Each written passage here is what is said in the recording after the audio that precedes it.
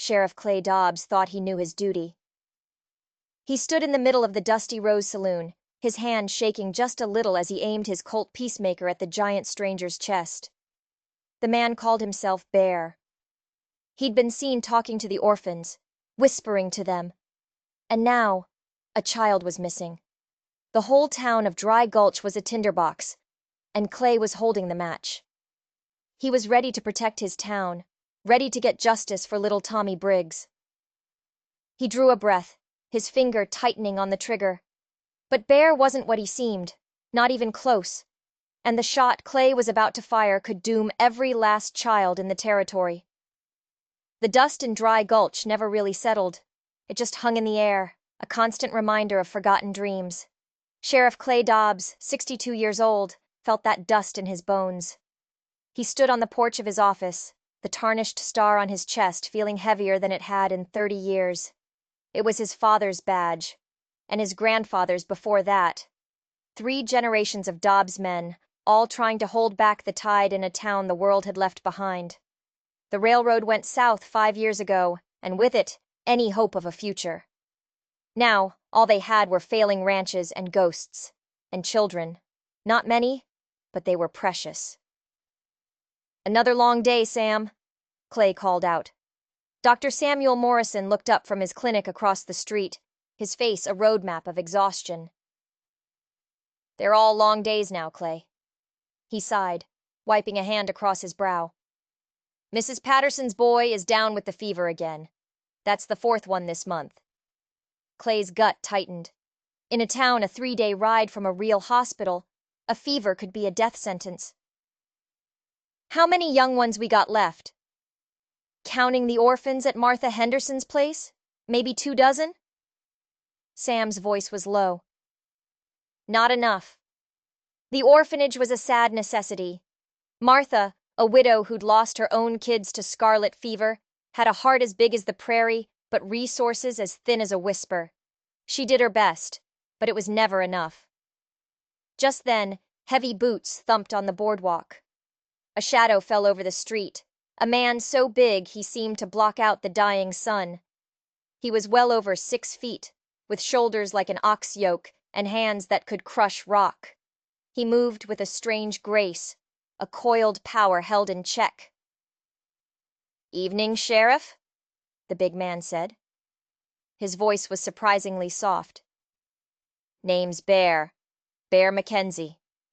Clay's hand drifted toward his gun. He'd learned to trust his instincts, and they were screaming. Bear looked like a drifter, but his eyes weren't empty. They were sharp, assessing everything, cataloging every detail of the dying town. "Don't believe I've seen you around," Clay said, his voice flat. "Just arrived. Heard there might be work." Bear's gaze swept the street. Handy with horses, cattle, anything. There was something off. The way he stood, balanced on the balls of his feet. It wasn't the posture of a ranch hand. It was the stance of a soldier, or a lawman. And men like that didn't just wander into Dry Gulch by accident. "Work's scarce," Clay said, testing him. "Not particular about the pay," Bear replied, a smile on his face that never reached his watchful eyes.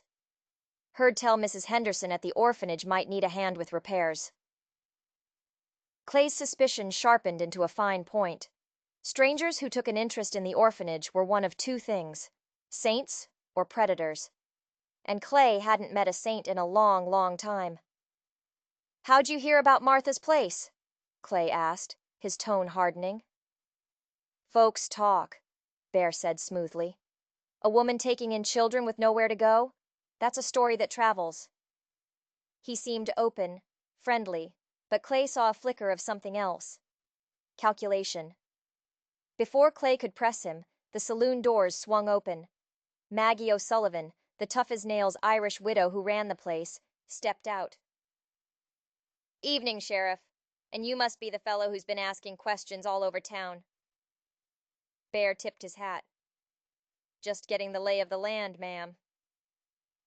"I heard you were asking about the children," Maggie said, her eyes narrowing. "The orphans." Clay saw Bear's posture stiffen, just for a second. Thought Mrs. Henderson might need a hand, he repeated. A place with kids always needs fixing. That it does, Dr. Morrison chimed in. The roof leaks, the steps are rotting. Martha can't keep up. Happy to take a look, Bear offered. A man picks up skills on the road. Clay watched Bear's hands. They were calloused, yes, but they were clean. Too clean for a man who claimed to be a drifter, and the way he moved with such precision. It wasn't right. Something was dangerously wrong with this man. As the evening ended, Bear tipped his hat and melted into the shadows between the buildings, moving with a silence that was unnatural for a man his size. Clay felt a cold dread creep up his spine. The tarnished badge on his chest felt like a lead weight. A storm was coming to Dry Gulch, and he had a feeling it was wearing a drifter's clothes and calling itself Bear. The pounding on his office door came before dawn. It was the sound of pure panic. Clay was out of his cot and strapping on his gun belt before his eyes were fully open. He threw open the door to find Martha Henderson, her face streaked with tears, clutching a small carved wooden horse. "Sheriff, please!" she gasped. "It's Tommy! Tommy Briggs! He's gone!" Clay's blood ran cold. Tommy Briggs. A bright, sad-eyed 8-year-old who'd lost his parents in a ranch accident. He sometimes wandered, lost in his grief, but he always came back. "He was playing with this," Martha sobbed, holding up the wooden horse. "In the front yard. I was inside for 10 minutes. When I came back, he was just gone." She held the toy out. "I found this by the old oak tree. Sheriff, Tommy wouldn't leave this horse. His daddy carved it for him. He carries it everywhere." A chill settled deep in Clay's gut. She was right. The boy would never abandon his father's last gift. Not unless he was forced to. "Did he talk to any strangers yesterday?" Clay asked, his voice grim. Martha's face went pale. "That big man, Bear. Tommy asked me about him at supper.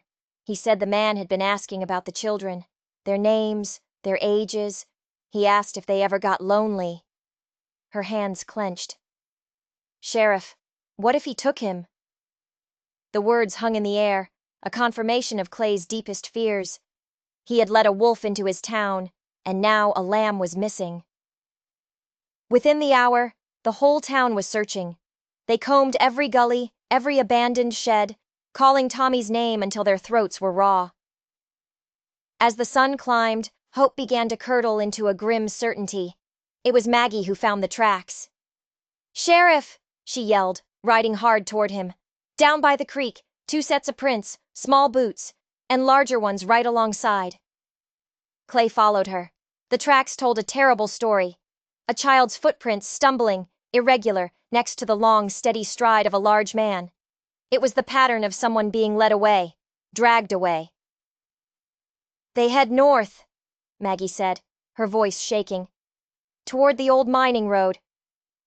The mining road, a forgotten track through the hills, the perfect route for a kidnapper. By afternoon, the search was called off. The mood in town had turned ugly. Fear was boiling over into rage. "We need facts," Clay told the anxious crowd gathered at his office. "Facts?" shouted Jim Patterson. "A stranger comes to town asking about our kids, and now one is gone. What more facts do you need?" The crowd roared in agreement.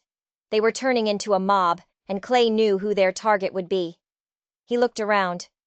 Bear McKenzie was nowhere to be seen. He had been conspicuously absent from the search. The coward. That evening, Clay sat in the saloon, nursing a whiskey, when the doors swung open. It was Bear. He walked to the bar as if he didn't have a care in the world, ignoring the hostile glares.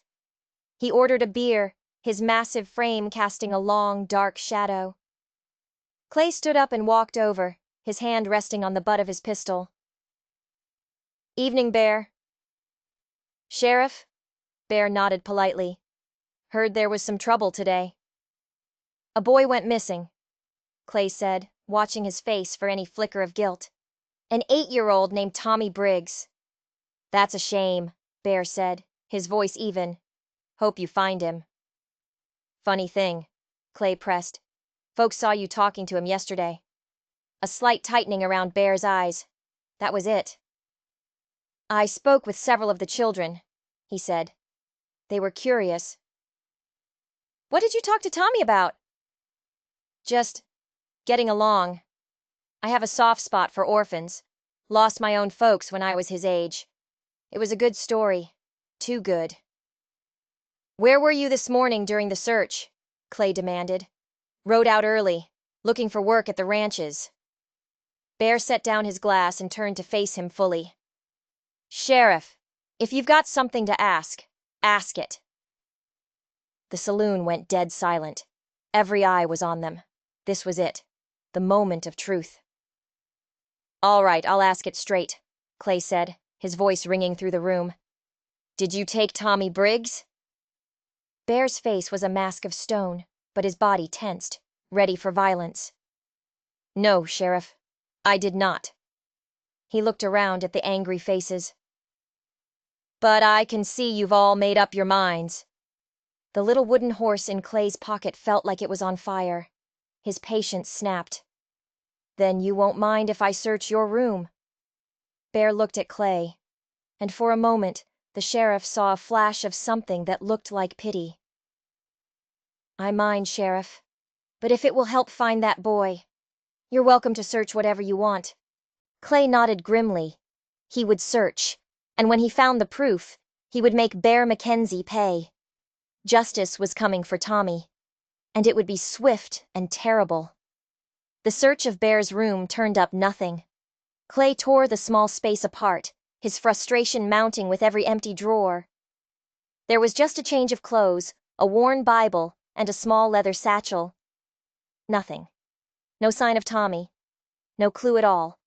It was too clean. Find what you were looking for? Bear asked quietly from the doorway.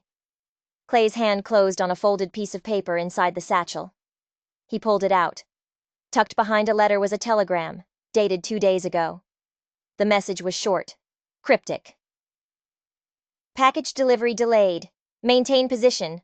Report any complications immediately. It was unsigned. Clay's blood ran cold.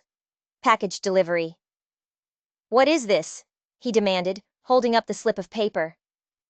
Business, Bear said, his face unreadable. From a previous employer. It was another lie. Another smooth, practiced lie. Honest drifters didn't get coded telegrams. Clay's suspicion was no longer a feeling. It was a certainty. This man was a predator. A sophisticated one. For the next 2 days, Clay worked tirelessly.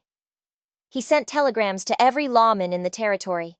The answers that came back painted a chilling picture. A man matching Bear's description had been seen in Red Creek 2 months ago, asking questions about their orphanage, then in Millfield, then Broken Arrow. In every town, he showed an unsettling interest in missing children. He was following a trail, or making one. Dr. Morrison helped him plot the towns on a map. Look at this, Clay, Sam said, his finger tracing a line. It's a route, a straight line heading north, through the most lawless parts of the territory. The route of a trafficker, Clay said grimly. Child trafficking. It was the frontier's darkest secret, a horror that decent folk pretended didn't exist. These monsters preyed on isolated towns just like Dry Gulch. Bear himself was like a ghost. Every time Clay went to question him, he was gone. Out at a distant ranch, mending a fence. He always seemed to know Clay was coming. He was being watched. The reports from the townsfolk grew more disturbing. Mrs. Patterson saw Bear talking to her son by the schoolhouse. The mill owner's widow said he'd asked if children who went missing were ever really looked for. He wasn't just a drifter. He was a hunter, and he was casing their town, sizing up their children like a wolf studying a flock. On the 3rd night, a small frightened girl knocked on his door. It was Sarah Jenkins, a 13-year-old who lived with her grandmother. Sheriff, she whispered, her eyes wide with fear. It's about the big man, Bear. Clay pulled her inside. What about him, Sarah? He talked to me yesterday, she said, her voice trembling. He asked if I was lonely, if I ever wished I could go somewhere. Better. Clay's pulse hammered in his ears. What did you say? I told him I was fine, but he kept asking. He said he knew people. People who helped children find better homes, families with more money. She looked up at him, her face pale. He told me if I ever change my mind, I should let him know. Clay's hands clenched into fists. It was a pattern, a recruitment pitch. He was identifying the most vulnerable children, planting seeds of discontent, getting them ready to be harvested. After Sarah left, Clay sat alone in the dark. Tommy had been gone for 3 days. Every hour felt like a lifetime. The tarnished badge on his chest felt like an accusation. He was failing his town, failing his own legacy. Somewhere out there, Tommy was in the hands of monsters. And here, in his town, the monster was walking free, maybe even choosing his next victim. Clay stood and checked his revolver. Tomorrow, he would end this. He would confront Bear with what he knew. He picked up the small wooden horse from his desk. It was a promise carved in wood. A promise from a father to his son. And now, it was Clay's promise too. He would find Tommy, and he would bring the man who took him to justice, no matter the cost. Dawn broke, cold and gray. Clay stood outside the general store, his hand on his gun. He wasn't alone. Dr. Morrison was there, along with Jim Patterson and 2 other fathers. Their faces were grim, their eyes hard. This needs to be handled by the law, Clay said quietly. The law hasn't brought my boy home, Patterson spat. Maybe it's time we handled it. The anger was a living thing, a coiled snake ready to strike. Clay knew he was losing control. Bear emerged from the store, toolbox in hand, and stopped short when he saw them. He didn't look surprised. He looked ready. We need to talk, Clay said, his voice like flint. About Tommy Briggs. He pulled out his notebook. I've been checking on you, Bear. Red Creek, Millfield, Broken Arrow, towns where children have gone missing. You were in every one of them. Bear's expression didn't change, but Clay saw the subtle shift in his stance. He was preparing for a fight. I've traveled a lot, Bear said. And this telegram, Clay said, holding it up. Package delivery delayed. What kind of package, Bear?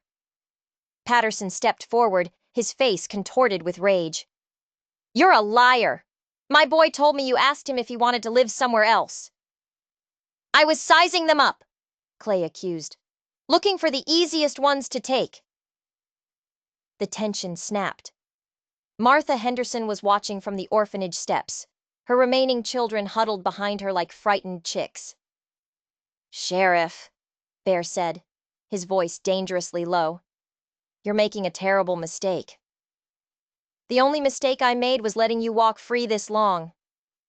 Clay drew his revolver. You're under arrest for the kidnapping of Tommy Briggs. Bear slowly set down his toolbox and raised his hands. On what evidence? On the word of every scared parent in this town. Clay's temper flared. He moved forward to clap the irons on him.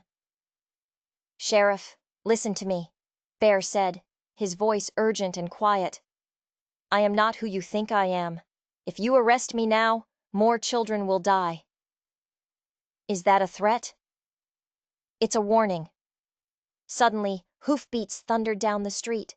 A lone rider, galloping hard. It was Jake Morrison, the doctor's younger brother, the telegraph operator. He slid his horse to a stop, his face pale. Sheriff! An urgent telegram! For you! Clay kept his gun on Bear as Jake ran up, waving the paper. It was from the territorial capital, marked urgent. Clay tore it open and read it. The words blurred. His blood turned to ice. He read it again. It couldn't be right. What is it, Clay? Dr. Morrison asked, seeing the look on his face. Clay looked from the telegram to the big man standing with his hands in the air. The world tilted on its axis. It's from the U.S. Marshal's office, he said, his voice a choked whisper. They're asking about a missing federal agent, Deputy U.S. Marshal Benjamin McKenzie, conducting an undercover operation in this area. The silence was absolute. Every eye in the street turned to Bear. Deputy U.S. Marshal Benjamin McKenzie, Bear corrected quietly. And yes, Sheriff, I am working undercover. Or at least I was. Clay felt the ground drop out from under him. A federal marshal. He had just tried to arrest a federal marshal. My mission, Bear said, his eyes scanning the shocked faces, is to stop a child trafficking ring that's been operating across this territory. They've been taking orphans from towns just like this one. Martha Henderson let out a strangled cry. I've been tracking them for months, Bear continued. Dry Gulch was my next stop. And I believe the people I'm hunting are the same people who took Tommy. The shame hit Clay like a physical blow. He had been so wrong, so blind. His own pride and suspicion had nearly destroyed the one chance they had. Why didn't you tell me? He asked, his voice cracking. Because my cover depended on you thinking I was a suspect, Bear said, his voice hard. The traffickers have eyes and ears everywhere. If they knew a marshal was here, they'd have vanished. And Tommy would have vanished with them. Bear's eyes were like steel. Every move you've made, Sheriff, every question you've asked about me, has been reported back to them. They think I'm your kidnapper, and that's the only reason they still feel safe. The implication was a punch to the gut. The traffickers weren't some distant evil. They were here, watching, waiting. How do we find him? Clay asked, his desperation raw. We don't have much time, Bear said grimly. They'll move him soon, but first, we need to find the traitor in this town. Someone has been feeding them information about your investigation. Someone you know. Someone you trust. The wooden horse in Clay's pocket felt like a shard of ice. The enemy wasn't the stranger in front of him. The enemy was one of his own. The revelation turned Clay's world inside out. He was now working with the man he'd been hunting, and the real enemy was a ghost, a friend, a neighbor. Bear led Clay and Dr. Morrison to the abandoned mill. He pulled out a leather portfolio. Inside were official documents, a map, and a badge. Deputy U.S. Marshal Benjamin McKenzie. I've been tracking this ring for 8 months, Bear said, spreading the map. It was covered in red X's, a plague of stolen children stretching across 3 territories. They target isolated towns, places where a missing child might not cause a big stir. How many? Dr. Morrison whispered, his face ashen. At least 30 that we know of, Bear said, his voice heavy. They're sold like cattle, to factories, to farms, or worse. Clay stared at the map. The betrayal felt like a knife in his back. Someone he knew, someone he trusted, was a part of this horror. And they knew you were getting close, Clay said. So they took Tommy to throw me off your trail. Exactly, Bear confirmed. They used your own sense of duty against you. Now we use it against them. How do we find the traitor? Sam asked. By feeding him a lie, Bear said. I'm going to let it be known that I found evidence leading to Tommy's location. A different story for each person I suspect. When the traffickers get warned, we'll know who sent the message. It was a brilliant, dangerous plan. For the next day, Bear moved through the town like a master puppeteer. He told Martha Henderson he'd found tracks leading to the old mining camps. He let it slip to Maggie O'Sullivan that Tommy had been taken south.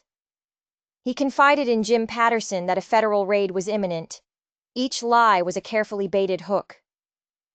Clay watched, a grudging admiration replacing his shame. Bear wasn't just a big man with a gun. He was a cunning investigator, a hunter of the highest order. The trap sprung that night. Clay was patrolling the edge of town when he saw a light in the telegraph station. Jake Morrison was working late, his hand flying across the telegraph key. He was sweating, his eyes darting nervously around the room. "Working late, Jake?" Clay asked, stepping into the office. Just catching up," Jake stammered. "Heavy traffic." But Clay saw the message pad. Coded transmissions, all going to a single address in Broken Arrow, one of the towns marked with a red X on Bear's map. His heart shattered. Not Jake. Not Sam's brother. "Jake," Clay said, his voice dangerously quiet. "You need to come with me." Jake's face went white. His hand darted for a gun hidden under the desk, but Clay was faster. His Colt was leveled before Jake could clear leather. "Don't, son. Don't make this any worse." In the sheriff's office, the confession came in a torrent of pathetic excuses. They'd approached him months ago, said they were an adoption service, placed orphans in better homes. Better homes? Bear's voice was a low growl of fury. "Jake, those children are sold into slavery. They are beaten, starved, and worked to death." "I didn't know," Jake sobbed. The money. Sam was struggling." "You thought you'd help my practice by selling children?" Dr. Morrison's voice was broken, filled with a pain so deep it was almost silent. "Where is Tommy?" Bear demanded. "I don't know exactly," Jake cried. "They moved him after I warned them about you, to a place they call the Northern Station." "How much time do we have?" Clay asked. "They moved the children within a week," Jake whispered. "Tommy's been gone 4 days. 3 days, maybe less." Bear stood up, his decision made. "Sheriff, I have to go after him, alone." "No," Clay said instantly. "He's my townsboy. It's my responsibility." "And my cover is our only advantage," Bear countered. "If we ride out as a posse, any other informants will sound the alarm. But if I go alone, they'll think I'm running from you. They'll think their operation is still safe." Dr. Morrison, his face buried in his hands, looked up. "Clay.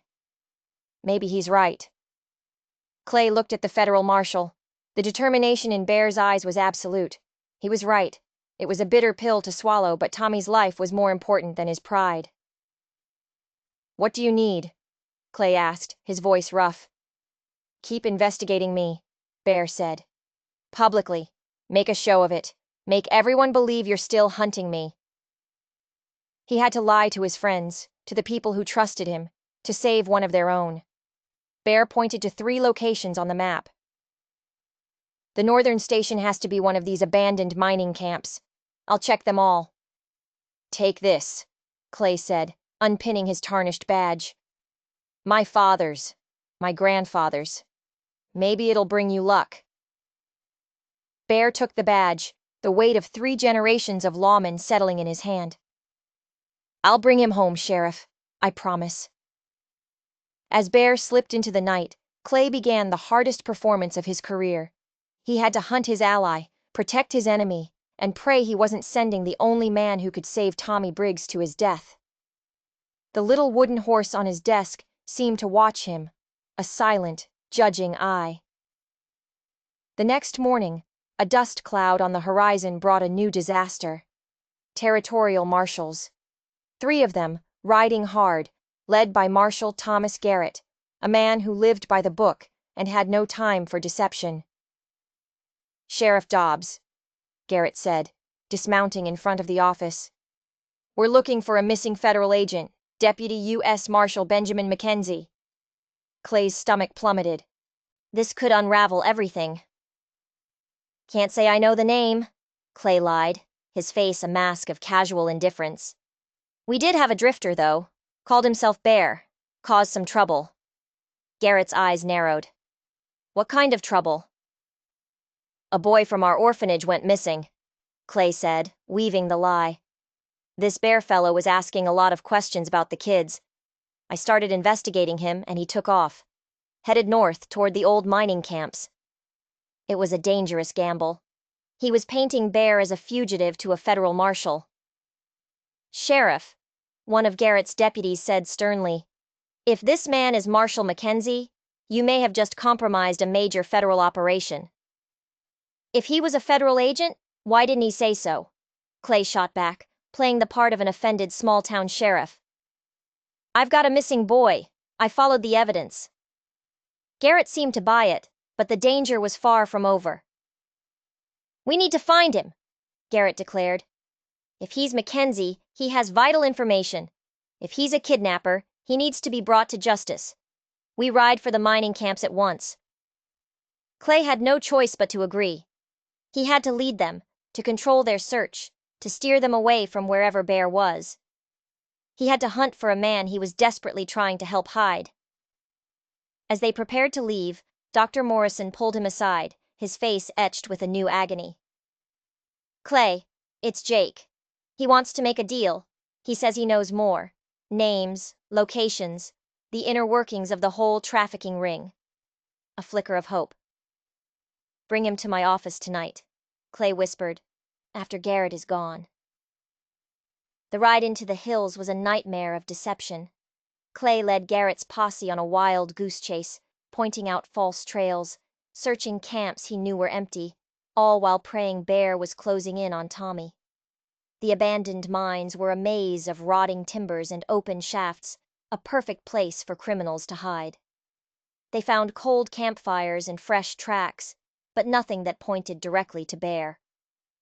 As evening fell, Garrett decided to make camp. The prolonged search was a disaster.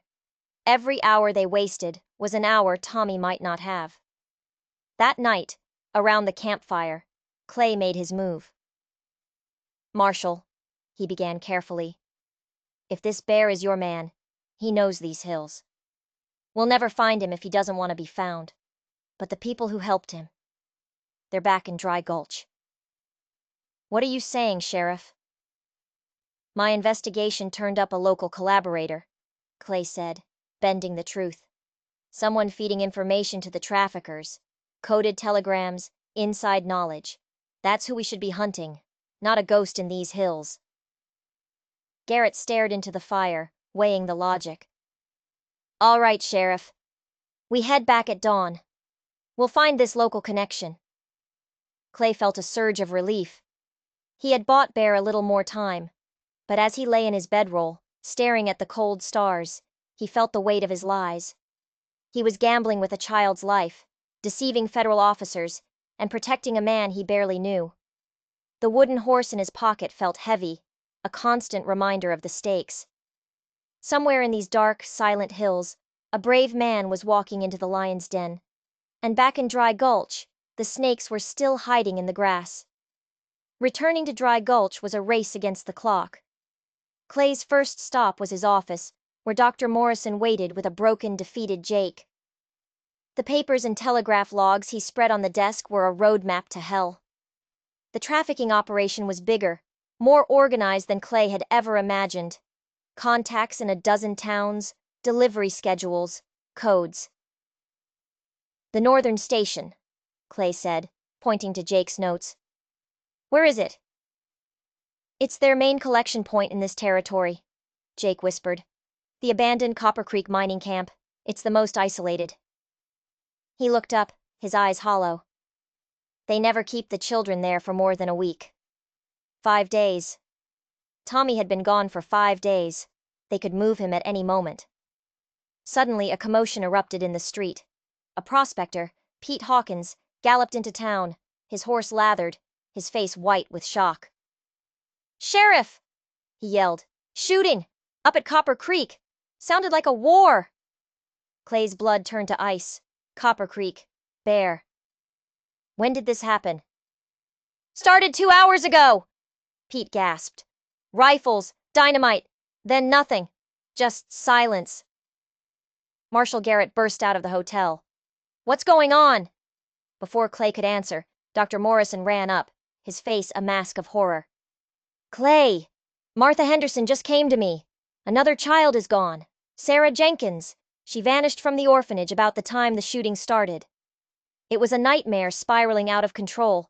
They had taken Sarah, as insurance, as a hostage. The traffickers must have known Bear was coming." "Marshal," Clay said, making a split-second decision. He pulled out the commission papers Bear had shown him. "The man I was hunting. I think he's your missing marshal." Why didn't you tell me this before? Garrett demanded, his face hardening. I wasn't sure. I thought he was undercover, and I didn't want to blow his operation. Clay was twisting lies and truth together, trying to weave a rope strong enough to pull them all out of this mess. Garrett studied the papers.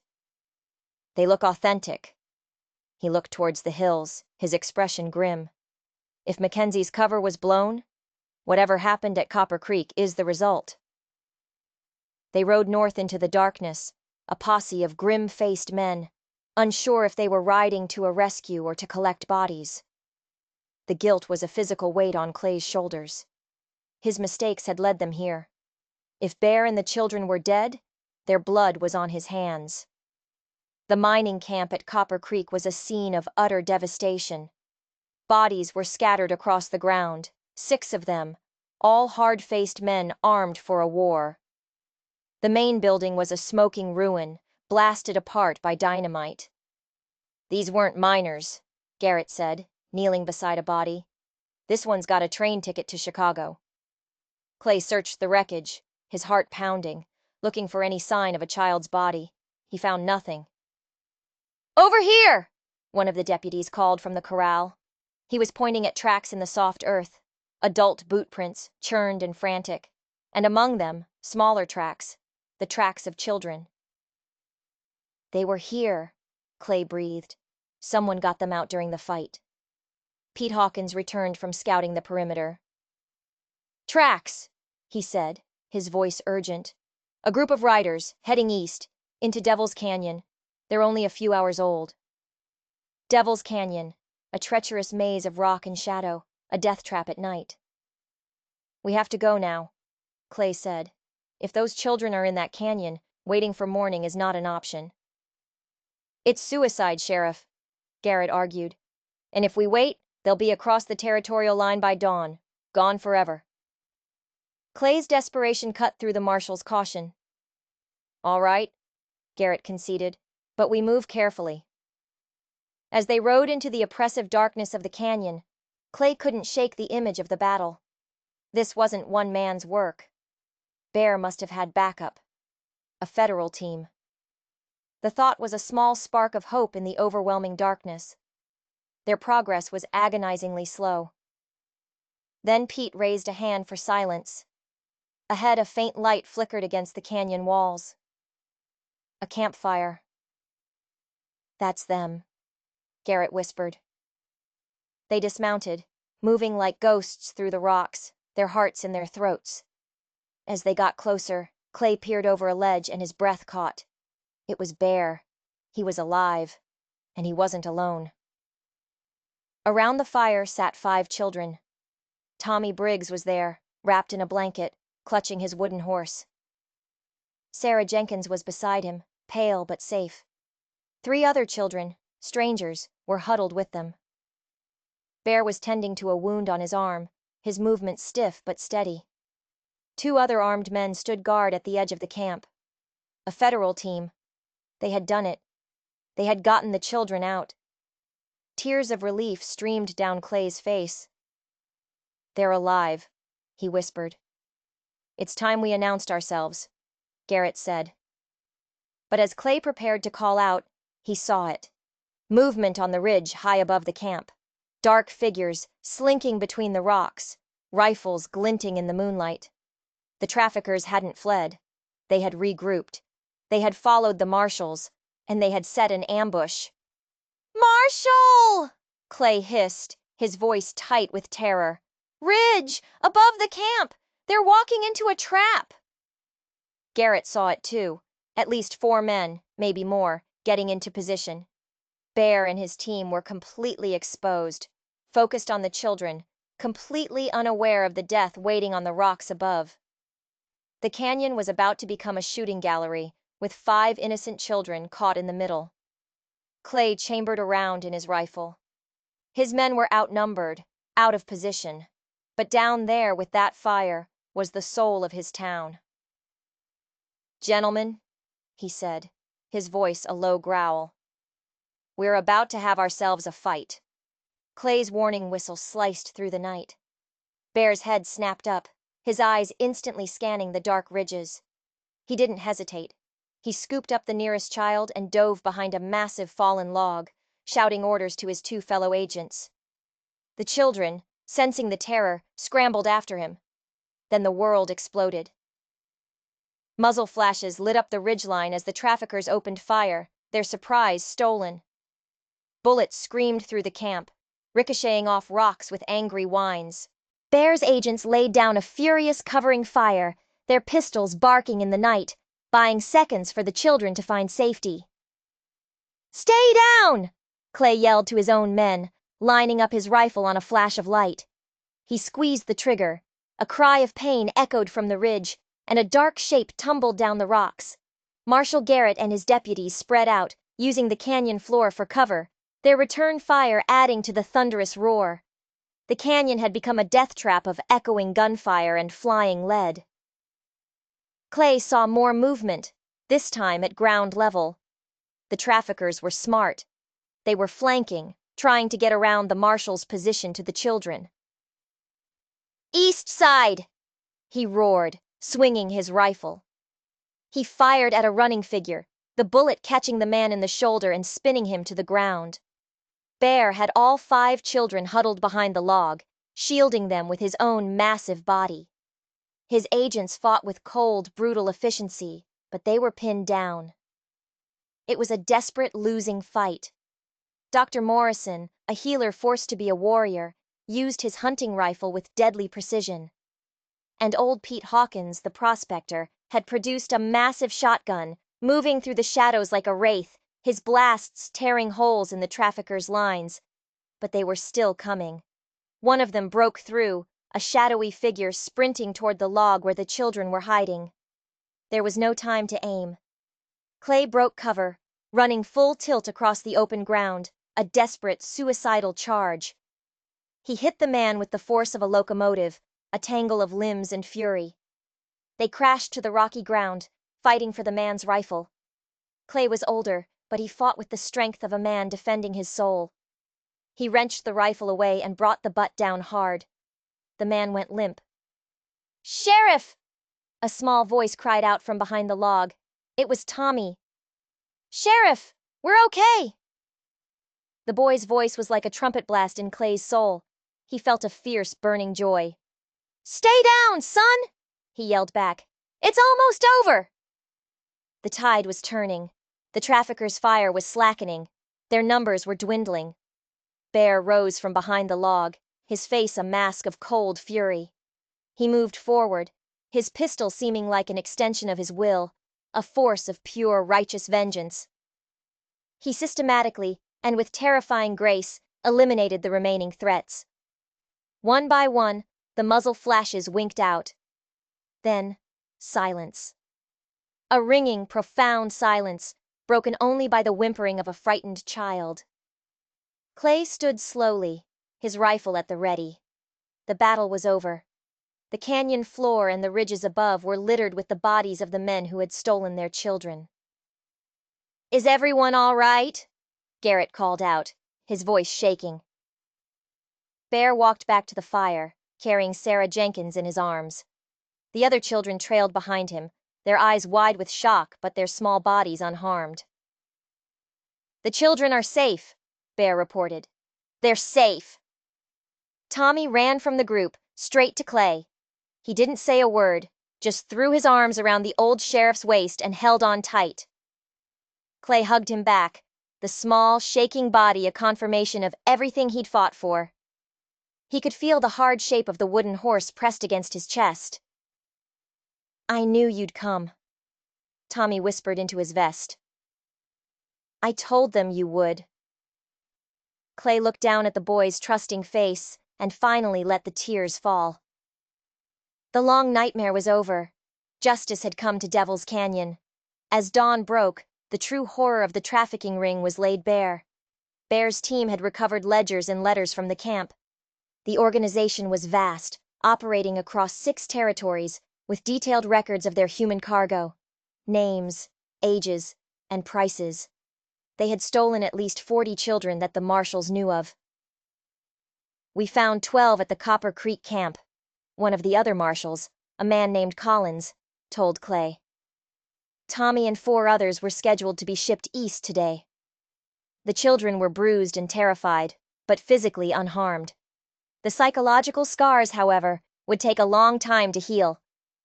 Bear knelt beside them, his gentle voice a balm on their raw fear. "It's over," he told them. "You're all going home." Tommy walked over to Clay, his small hand holding out the tarnished sheriff's star. "Bear said this belongs to you," he said solemnly. "He said it kept us safe." Clay took the badge, his hand trembling. 3 generations of Dobbs men had worn this star. Tonight, it had finally earned its shine. "Sheriff," Bear said, standing before him, "I owe you an apology for the deception, and my thanks for your trust." "You don't owe me anything," Clay said, pinning the star back on his vest. "You saved our children." "We saved them," Bear corrected him. "Together." The ride back to Dry Gulch was a slow, triumphant procession. The children, exhausted but safe, rode with their rescuers. Tommy rode with Clay, chattering nonstop, his innate childhood resilience a miracle to behold. "Bear told us stories about you," Tommy said, looking up at him. "He said you were the kind of lawman who never gives up." The boy paused. "He said you taught him that the hardest part isn't fighting the bad guys, it's knowing when to trust the good guys." As they neared the town, they saw the entire community gathered in the street. Martha Henderson stood in front of the orphanage, her arms outstretched, tears of joy streaming down her face. A wave of relief and celebration washed over them. Bear rode up beside Clay. "Sheriff, the U.S. Marshal Service could use a man with your experience." Clay looked at the joyful reunions happening all around him. He saw the faces of his friends, his neighbors, his town. The town he had almost failed, the town he had ultimately helped save. "Thanks for the offer, Marshal," he said. "But I think my work is right here." Bear smiled, a deep, genuine smile. "Then how about a deputy marshal's commission? You could be both. Local sheriff, federal deputy, coordinate investigations across the territory." Clay looked at the giant man who had become his friend, his partner. He thought of all the other children out there, in other forgotten towns. He extended his hand. "Now that," he said, with the first real smile he'd had in a week, "sounds like exactly what this country needs." Months later, Dry Gulch was a different town. Hope was the new crop, and it was growing strong. New families had arrived, drawn by the story of a town that fought for its children. The federal government had established a regional anti-trafficking office right next to Clay's, with Bear in charge. The partnership between the old sheriff and the U.S. Marshal had become a formidable force for justice on the frontier. Dr. Morrison's brother Jake was in prison, but his testimony had helped dismantle the entire trafficking network, leading to the rescue of dozens more children. Sam was now working with the Territorial Medical Board, developing new ways to help the traumatized children heal. One evening, Clay stood on his porch, watching the children play in the street. Tommy ran past, chasing a ball, his laughter echoing in the warm air. Bear joined him, and the 2 lawmen stood in comfortable silence, watching over the town they had saved together. The tarnished star on Clay's chest sat next to the gleaming new deputy marshal's badge. He had once been an old lawman in a dying town, wondering if his life had made any difference. Now he knew. He picked up the small wooden horse that sat permanently on his desk, a gift from Tommy. It was a symbol of trust, of resilience, of a promise kept. Somewhere out there, evil still lurked. But here, in Dry Gulch, the children slept safely in their beds. And that was more than enough. If you were moved by Clay and Bear's fight for justice, make sure you hit that subscribe button, because the stories we share here are a reminder that even in the darkest of times, courage and hope can change the world.